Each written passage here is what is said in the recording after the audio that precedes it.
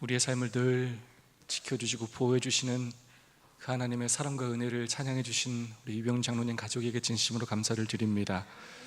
특별히 우리 찬이가 함께해서 얼마나 좋은지 모르겠습니다. 거룩한 안식일을 기억하시어 성전을 차신 여러분 모두를 주님의 이름으로 환영합니다.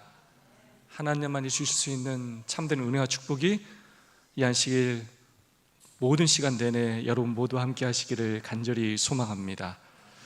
오늘도 사랑과 소망을 담아서 서로 인사하고 시작하도록 하겠습니다. 하늘까지 함께 갑시다. 서로 인사해 주시면 감사하겠습니다.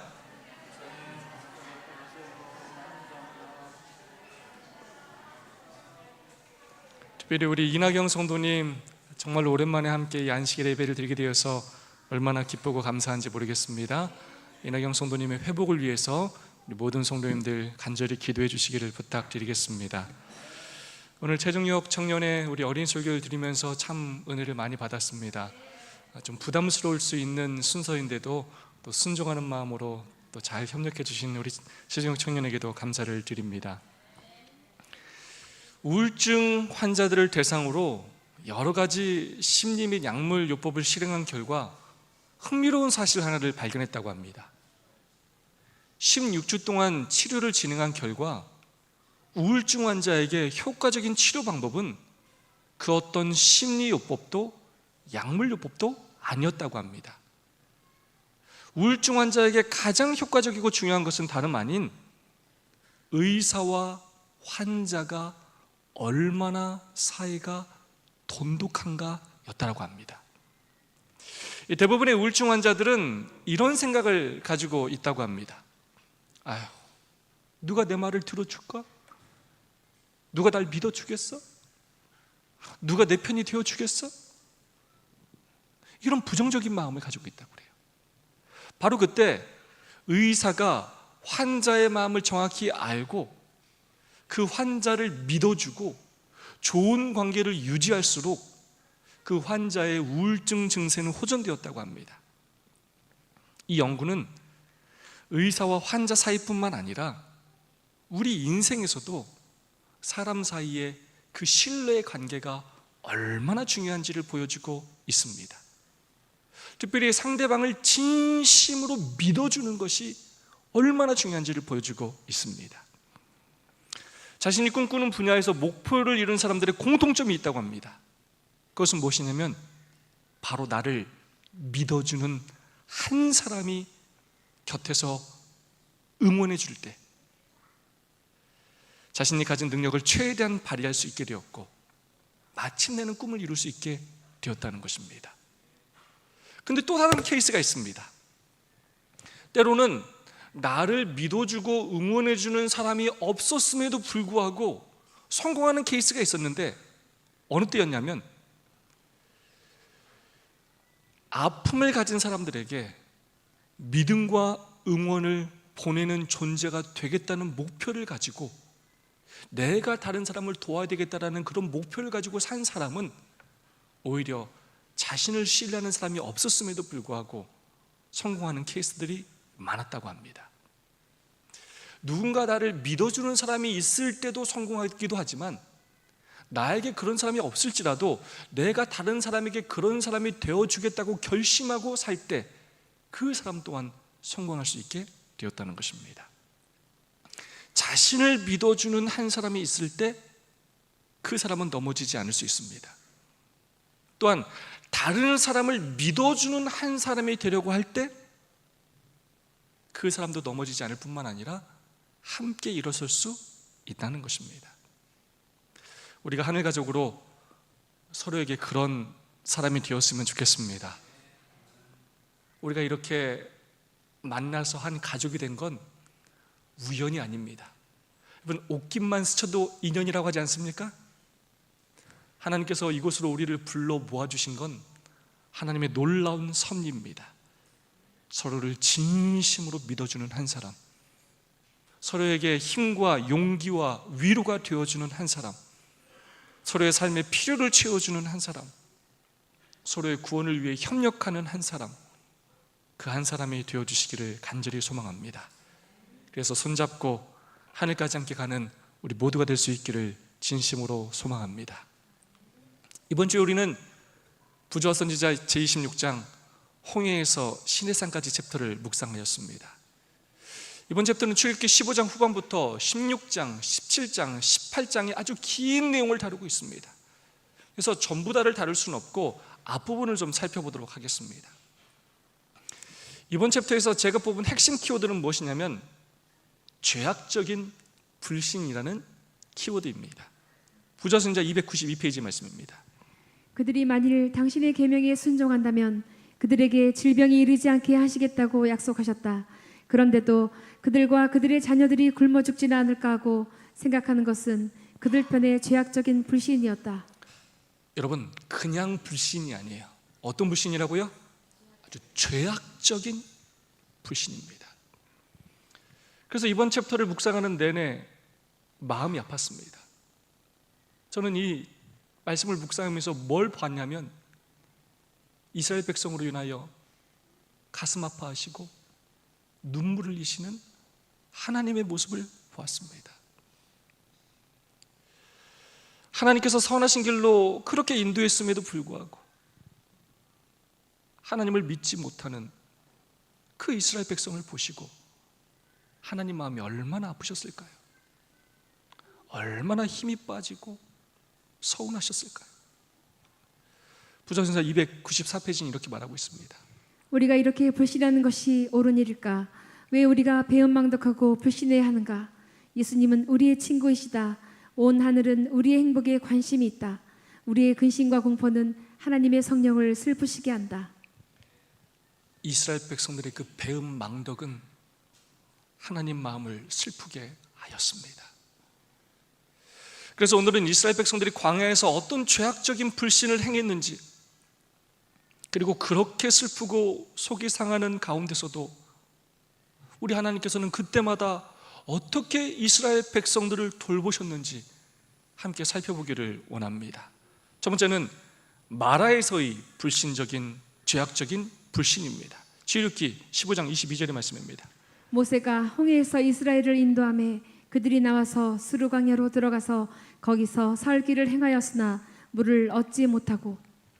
홍해의 놀라운 기적을 경험한 후에 구름 기둥의 인도하에 그들은 여행을 계속했습니다. 그렇게 해서 그들은 수르 광야에 들어오게 되었고 3일 길을 걷게 되었습니다. 그러나 그곳에서 물을 발견할 수가 없었습니다. 그때 그들의 상황을 부조와 선지자는 다음과 같이 기록하고 있습니다. 그들이 준비해온 물이 다 떨어졌다. 저들이 뙤약볕에 타는 듯한 광야를 지신걸음으로 느릿느릿 걸어갈 때 그들의 타는 듯한 갈증을 풀어줄 수 있는 것은 아무것도 없었다. 이 지역을 훤히 알고 있는 모세는 다른 사람들이 알지 못하는 것을 알고 있었다. 곧 이곳에서 제일 가까운 마라에는 샘물이 있었으나 그 물은 마시기에 부적당했다. 여러분, 그 큰 무리가 여러분 몇 명 정도가 됐다고요? 최소 200만 명 이상이었습니다. 어마어마한 숫자입니다. 그들이 3일 동안 뜨거운 광야를 걸었는데 물을 마시지 못했다면 얼마나 힘들었을까요? 얼마나 많은 사람들에게서 불평불만이 나왔겠습니까? 정말로 갈증이 심했을 것이고 짜증이 났을 것입니다. 그런 상황에서 마라라는 샘물을 만나서 너무나 반가워서 물을 마셨는데, 여러분 그 물이 어떤 물이었습니까? 네, 너무나 쓴 물이어서 마실 수가 없었습니다. 오히려 마셨던 물을 뱉어나고 정말로 토하는 그런 기분이 드는 상황이었습니다. 그때 이스라엘 백성들의 절망감이 얼마나 컸겠습니까? 갈증의 크기가 컸던 만큼 절망의 크기도 컸을 것입니다. 그래서 그들이 어떻게 행동했습니까? 백성이 모세를 대하여 원망하고 가로되 우리가 무엇을 마실까 하매. 모세를 원망하기 시작했습니다. 이게 도대체 뭡니까? 왜 우리를 이런 길로 인도해가지고 이 고생을 하게 하는 것입니까? 불평하는 일에 익숙한 우리에게 이스라엘 백성들의 그 불평이 너무나 당연해 보일 수 있습니다. 그러나 이것은 모세에 대한 비난이 아닌 하나님에 대한 비난이었습니다. 그들은 저 신비한 구름 속에 계신 하나님께서 그들과 모세를 거기까지 인도하셨다는 사실을 기억하지 못하고 공포와 절망 중에서 그들을 그런 길로 인도했다고 모세를 비난했다. 그들을 그곳으로 인도하신 분은 모세가 아닌 바로 하나님이셨습니다. 하나님께서 그들과 모세를 거기까지 인도하셨다는 사실을 기억하지 못하고, 이스라엘 백성들은 당장 눈앞에 있는 고통과 불편 때문에 며칠 전에 홍해를 가르셨던, 그리고 애국 군대를 멸하셨던 하나님의 놀라운 능력을 잊어버렸습니다. 기억하지 못했습니다. 홍해를 건너고 그 애굽 군대가 물속에서 멸망당한 것을 보고는 하나님을 찬양하고 춤추고 난리가 났었는데 며칠 만에 하나님이 없는 것처럼 행동하였습니다. 하나님을 믿지 못했습니다. 그리고 그들은 하나님 앞에 죄악적인 불신을 나타냈습니다. 받은 은혜를 곧바로 잊어버리는 은혜 기억 상실증에 걸린 사람들 같았습니다. 무엇보다 하나님의 임재를 상징하는 구름 기둥이 바로 눈앞에 보였음에도 불구하고 불평하는 그들을 보며 하나님의 마음은 얼마나 아프셨을까요? 그럼에도 불구하고 그런 의리도 없고 믿음도 없고 감사할 줄도 모르는 은혜 기억 상실증에 걸린 이스라엘 백성들에게 하나님께서 어떻게 하셨습니까? 여호와께서 그에게 한 나무를 지시하시니 그가 물에 던짐에 물이 달아졌더라. 모세가 그 일을 위해 하나님께 기도했을 때 하나님께서 해결책을 제시해 주셨습니다. 하나님께서 지시하신 한 나무를 물에 던지자 그 쓴물이 단물로 변하게 되었습니다. 그래서 그들은 그곳에서 갈증을 해결할 수 있었습니다. 찬미가 502장 날 인도하는 손, 이 찬미를 작사한 찰스 로빈스는 이 가지를 예수님이라고 표현하고 있습니다. 바라의 승경험 당할 때면 마시기 두려워 부르짖네 큰 가지 되신 주. 아주 적절한 표현이에요. 여러분, 이 큰 가지는 누구라고요? 예수 그리스도를 상징합니다. 좀 더 확장해서 말하자면 십자가를 의미합니다. 예수님을 그 쓴물에 던지자 그 물이 달아졌다는 것입니다. 쓴 인생이 달콤한 인생으로 달라진 것입니다. 그 백성들의 갈증을 풀어주시기 위하여 예수님께서 자신을 내어주신 것입니다. 이스라엘의 죄악적인 불신으로 하나님을 슬프게 했지만 하나님은 예수님을 내어주심으로 놀라운 희생과 인내와 은혜로 그들의 갈증과 삶의 필요를 채워주셨습니다. 우리 하나님은 참 좋으신 하나님이십니다. 두 번째로 신광야에서의 불신적인 죄악적인 불신입니다. 마라를 통과한 후에 그들은 엘림에서 수일 동안 머물렀습니다. 그리고 애굽을 떠난 지 한 달이 되었을 때 그들은 신광야에 이르게 되었습니다. 은혜 기억 상실증에 걸린 이스라엘이 또 불평하기 시작했습니다. 우리가 애굽 땅에서 고기 가마 곁에 앉았던 때와 떡을 배불리 먹던 때에 여호와의 손에 죽었다면 좋았을 것을 너희가 이 광야로 우리를 인도하여 내어 이 온 회중으로 줄여 죽게 하는도다. 레파토리가 똑같대요. 죽겠다는 거예요. 마실 물이 없다고 불평했던 그들이 이제는 먹을 것이 없다고 불평하기 시작했습니다. 애굽에서 나온 지 한 달이 다 되어갔기 때문에 그들이 준비해온 양식이 떨어지기 시작했습니다.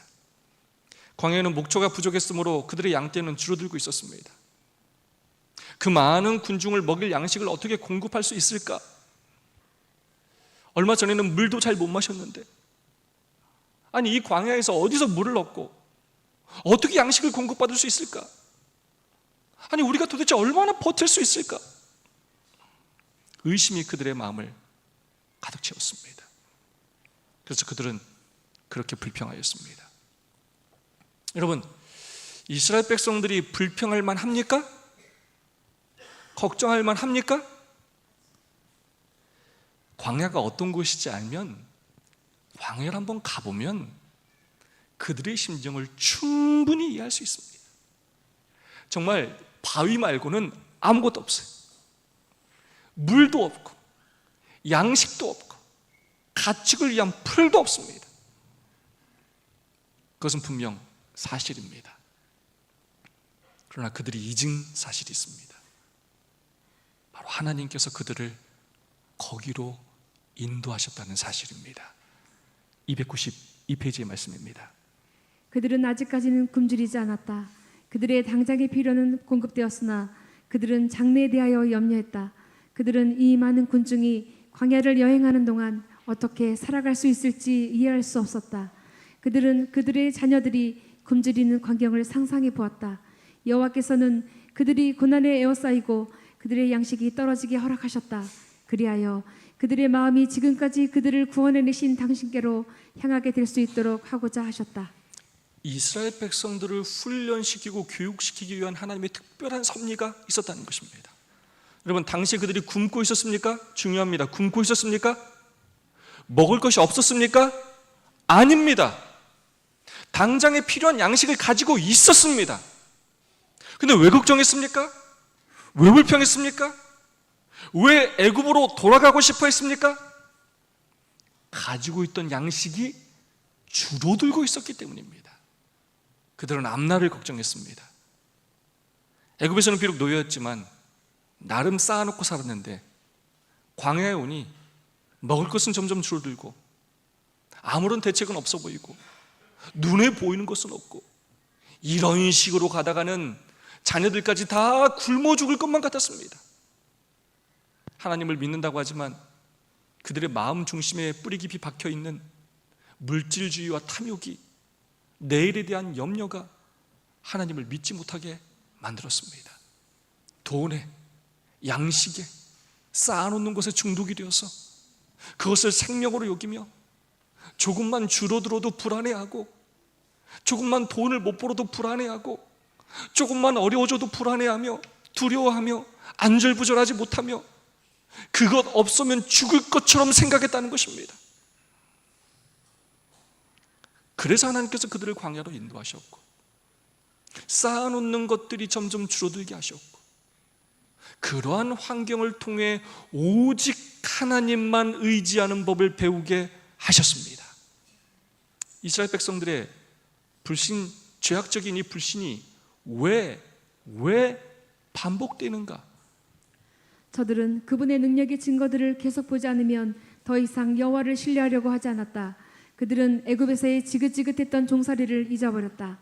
그들은 그들을 속박에서 구원하기 위하여 나타내신 하나님의 선하심과 능력을 잊어버렸다.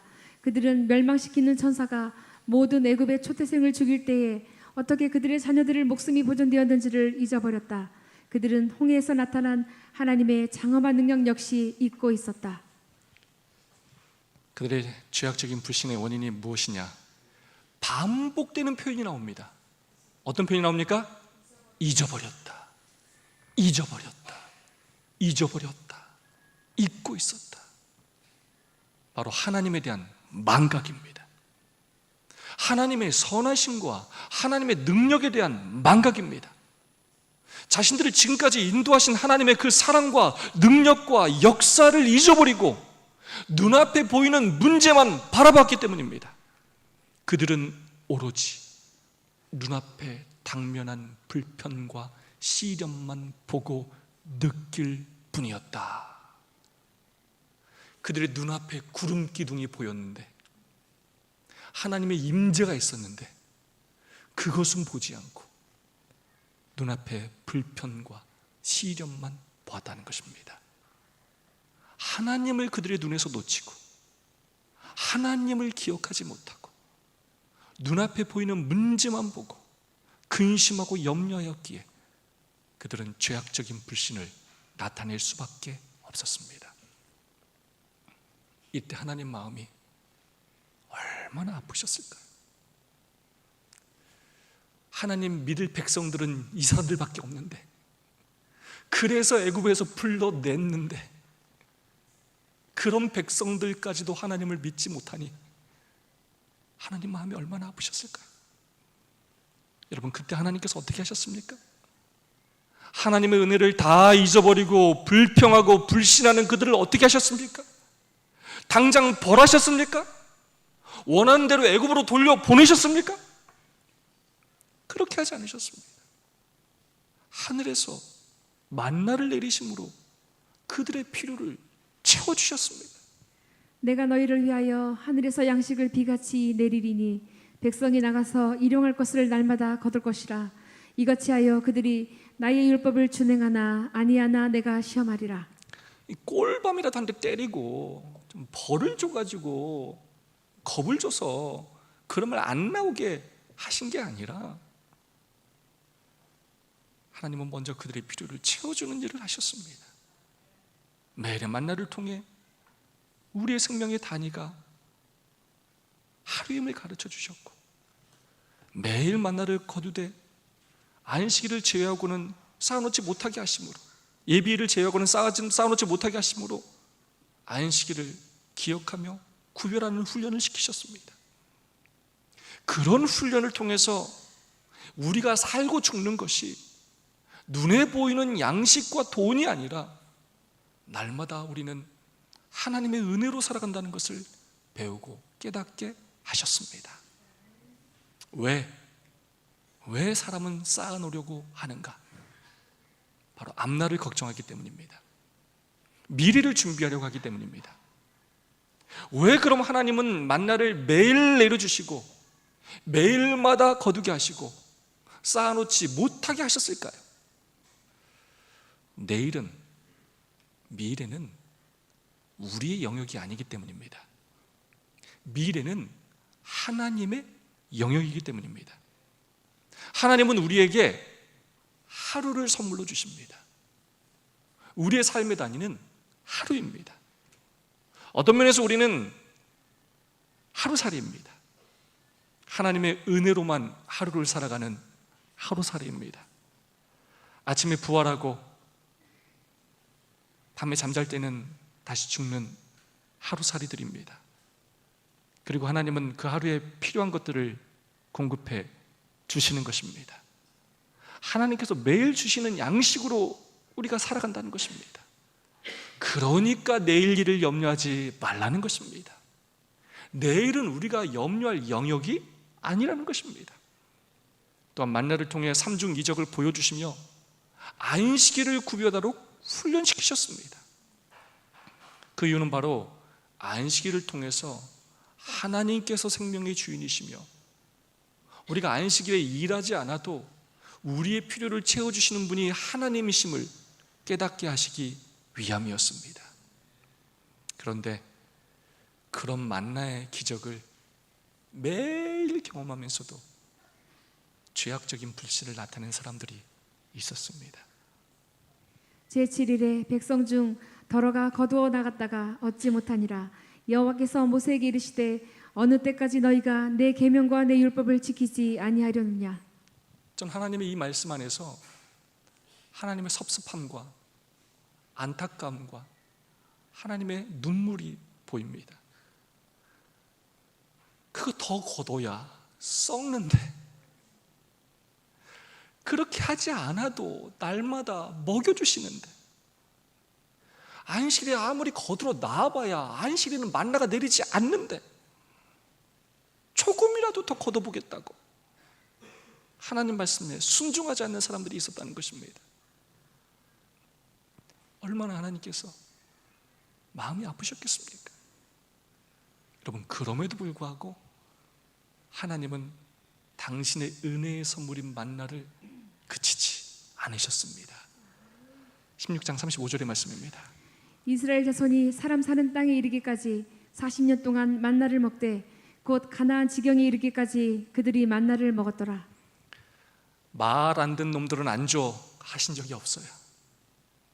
40년 동안 끊임없이 이스라엘 백성들의 필요를 채워주시며 그들을 인도해 주셨습니다.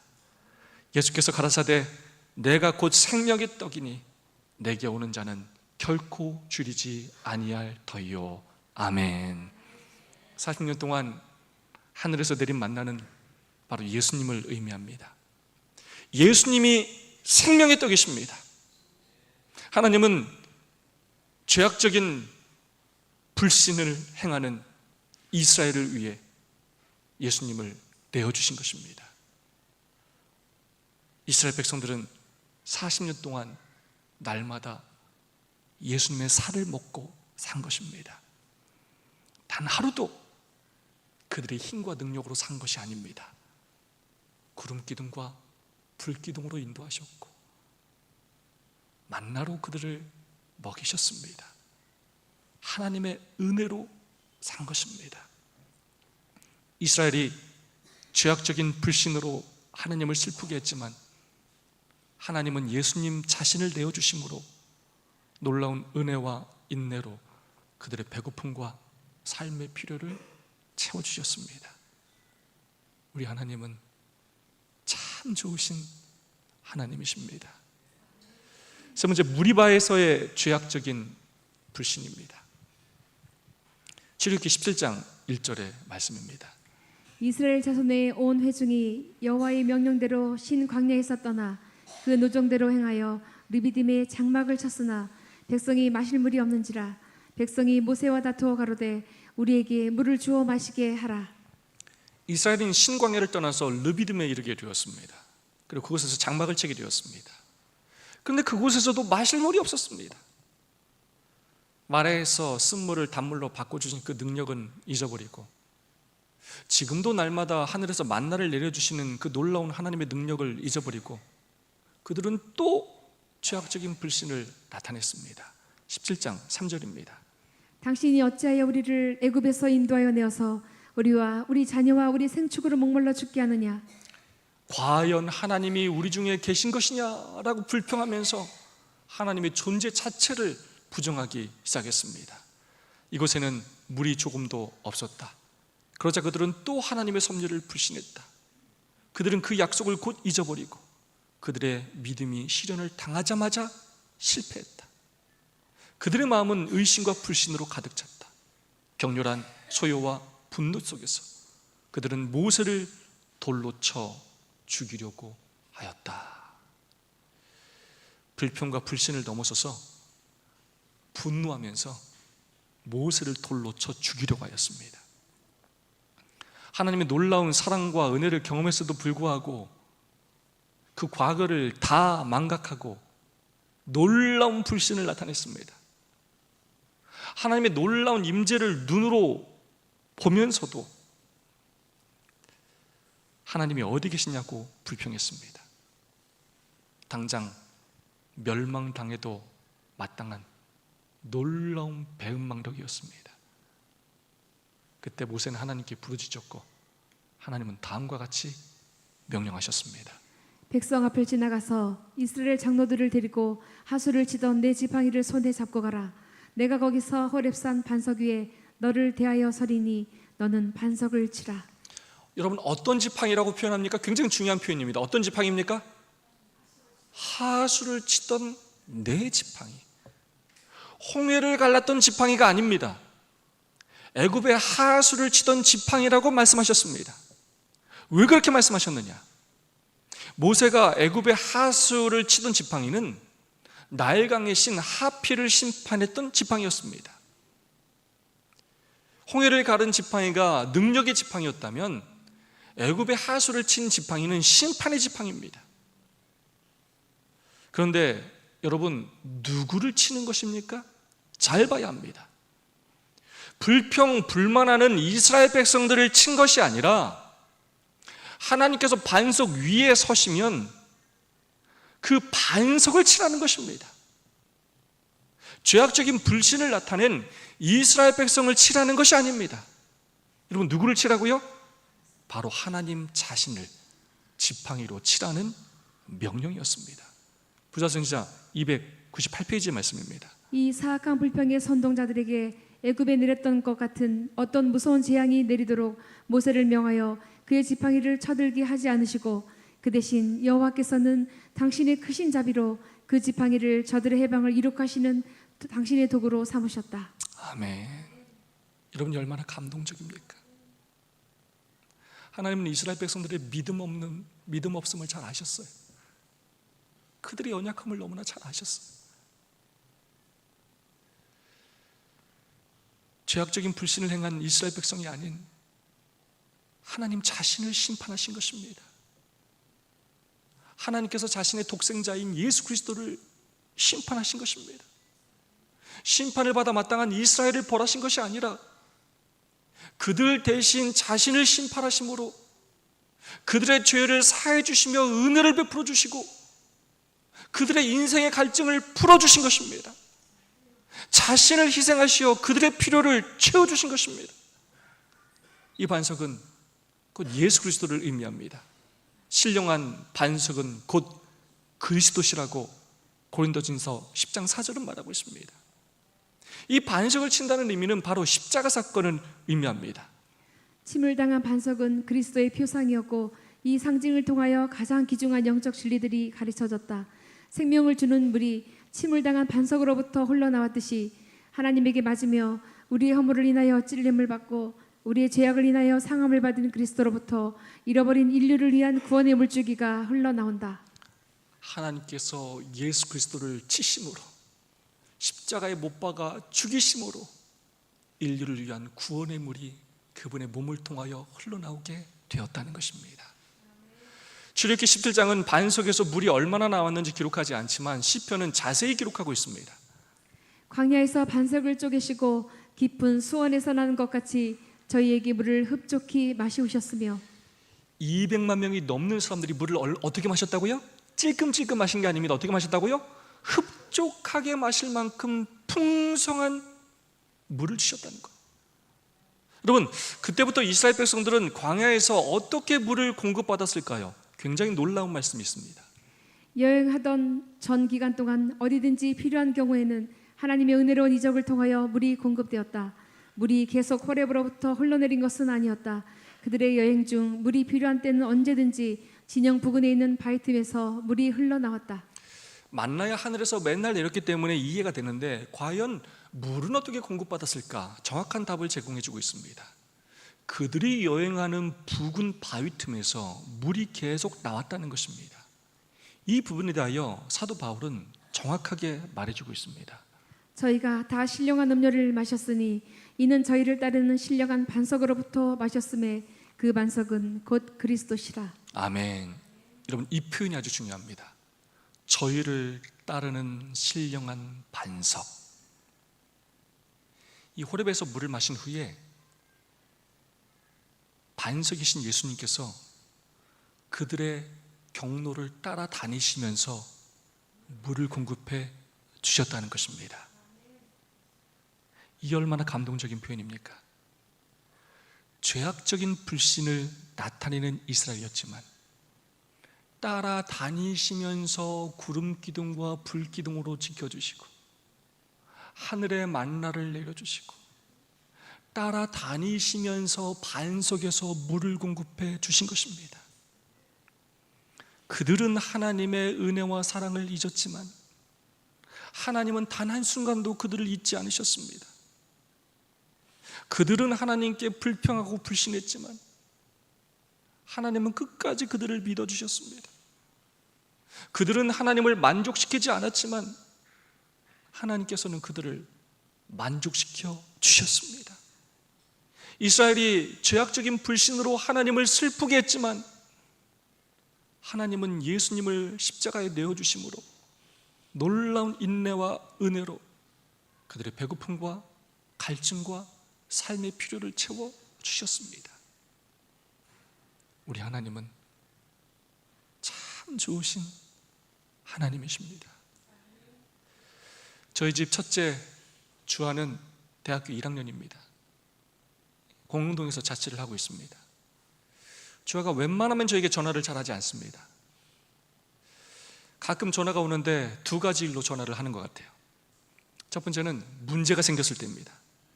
집에 바퀴벌레가 있다, 난리가 납니다. 이거 당장 해결해 달라. 컴퓨터에 문제가 있다, 이거 해결해 달라.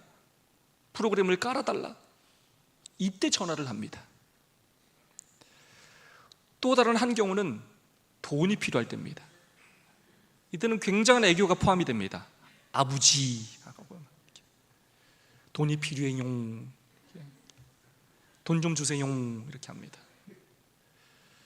이미 제 카드를 쓰고 있지만 현금이 필요할 때 이 전화를 하곤 합니다. 때로는 가끔 부재중 전화가 와 있으면 잘못 걸었다고 합니다.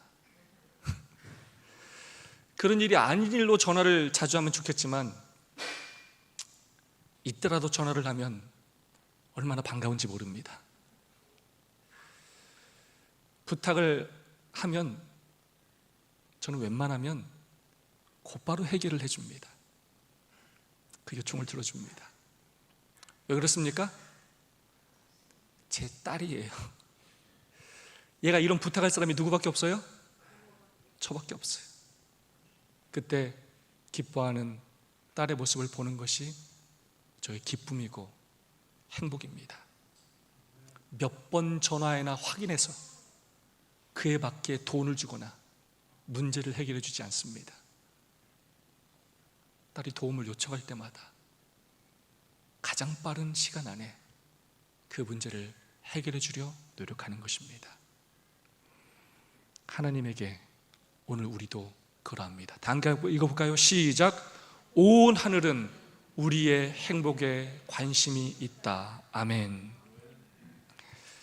그토록 반복적으로 죄악적인 불신을 나타내는 우리지만, 하나님의 은혜를 망각하며 사는 우리지만, 하나님은 우리의 행복에 관심이 많으신 분이십니다. 하나님께서는 이스라엘 백성의 필요에 대하여 무관심하지 않으셨다. 우리의 필요를 채워주시기 위해 노력하시며 우리를 어디든지 따라다니시는 분이십니다. 그렇게 하나님을 믿는다고 하면서도 여전히 죄악적인 불신을 나타내는 우리를, 작은 어려움에도 하나님의 인도하심은 있고 문제만 바라보며 불평하는 우리를, 여전히 먹고 사는 문제로 안식일을 구별하지 못하고 하나님을 외면하며 문제만 바라보며 불평하는 우리를, 그런 우리를 포기하지 않으시고 우리를 심판하시는 것이 아니라 예수 그리스도를 십자가에 내어주심으로 우리를 구원하기를 원하시는 사랑과 은혜의 하나님이십니다. 그런 우리의 필요를 날마다 채워주시는 자비의 하나님이십니다. 어떻게든 믿음 없는 우리를 마음을 돌이켜 믿음을 주셔서 저 하늘로 어떻게든 데려가시려고 끊임없이 애쓰시는 사랑의 하나님이십니다. 우리 하나님은 정말 참 좋으신 하나님이십니다.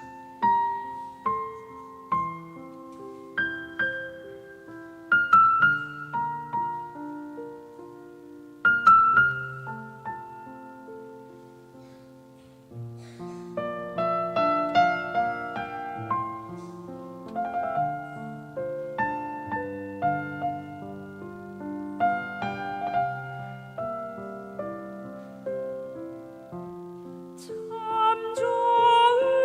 좋으신 주님, 귀하신 나의 주, 늘 가까이 계시니 나 두려움 없네. 내 영이 고날 때, 내 맘 낙심될 때, 내 품에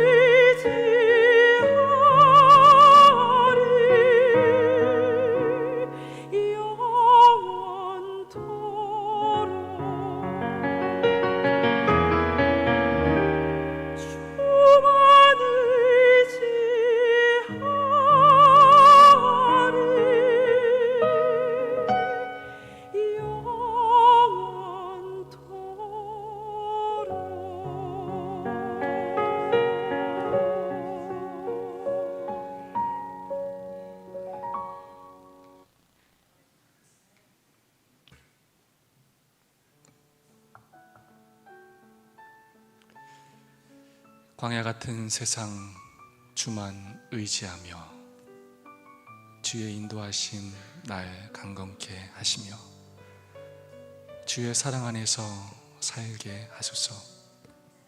주만 의지하리 영원토록. 요즘 경제적으로 참 어려운 시대입니다. 여러 가지로 힘들어하는 교인들을 보면 가슴이 참 많이 아픕니다. 특별히 안식일 문제로 또 힘들어하는 성도들을 보면 더욱더 마음이 아픕니다. 제가 도와드릴 수 있는 것이 많지가 않습니다. 그러나 우리는 반드시 기억해야 합니다. 오늘 우리의 모든 삶 자체가 이스라엘 백성들과 똑같이 광야의 시험입니다. 하나님을 생명으로 여길 것이냐, 돈을 생명으로 여길 것이냐, 하나님을 바라보고 의지할 것이냐, 나의 삶의 현실과 문제를 바라보고 염려하며 하나님 앞에 불평할 것이냐, 하나님을 의지하고 도움을 구해야 할 그 많은 숱한 기회를 염려와 불평과 불신으로 허비하지 마시기 바랍니다. 돈에 대한 염려와 욕심 때문에 하나님께 불순종하며 하늘 가는 길을 포기하지 마시기 바랍니다. 한 발짝이라도 뒤로 물러나지 마시기 바랍니다. 우리는 하나님의 은혜로만 살아가는 하루살이들입니다. 아무리 많이 가져도 하루 3끼 먹고 사는 것이고 오늘 죽으면 그만인 하루살이들입니다. 너무 세상의 것에 썩어 없어질 것에 욕심부리며 살지 말고, 너무 세상 사람들과 비교하며 살지 말고, 오늘 하루를 살게 하신 것에, 오늘을 먹여주신 것에 감사하며 하루하루 살게 되기를 간절히 바랍니다. 우리의 죄악적인 불신에도 불구하고 우리의 필요를 지금까지 채워주신 하나님께 감사하며 우리의 앞길도 인도하심을 믿고 살게 되기를 바랍니다. 우리를 광야로 인도하신 우리 하나님은 정말 참 좋으신 하나님이십니다. 오늘 우리가 살고 있는 것은 다 하나님의 은혜입니다. 이 광야 같은 세상, 막막해 보여도, 캄캄해 보여도, 먹을 것이 없어 보여도 하나님을 믿으시기 바랍니다. 지금까지 여러분을 인도하신 하나님을 기억하시기 바랍니다. 연약하고 부족한 우리지만 하나님께서 우리를 마침내 하늘 가나안으로 인도해 주실 것입니다. 여러분을 도와주실 것입니다. 돈이 아니라, 물질이 아니라 주님만 의지하며 쌓아놓는 삶에서 나누는 삶으로, 염려와 근심의 삶에서 신뢰와 감사의 삶으로 하나님의 사랑 안에서 살게 되기를 간절히 소망합니다. 무엇보다 하나님을 슬프시게 하는 삶이 아니라 하나님께 기쁨과 힘이 되는 삶이 되기를 소망합니다. 그래서 이 광야에서의 이 삶이 하늘 가나안을 미리 맛보는 그런 축복의 삶이 되기를 간절히 바라면서 오늘 말씀을 마치겠습니다. 두 분씩 짝을 지으시고 오늘 받은 은혜와 결심을 나누도록 하겠습니다. 3분 동안 받은 은혜와 결심을 나누겠습니다. 혼자 계신 분이 없도록 우리 두 분씩 짝을 지으시고 받은 은혜와 결심을 나눠주시기를 부탁드리겠습니다.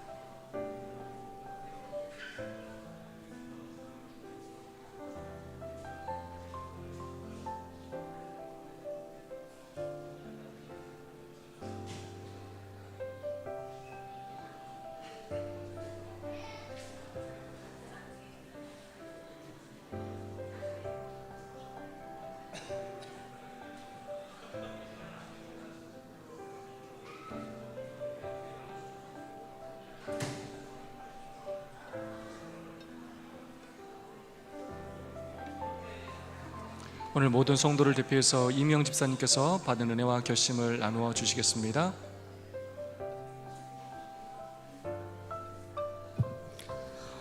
모세가 홍해를 건넌 후 가나안까지 이르는 여정을 보면서 아주 중요한 사건들로 기록되어 있다는 것을 보았고, 또 여러 면에서 깊이 생각해 볼 만한 점들을 저에게 알려주었습니다.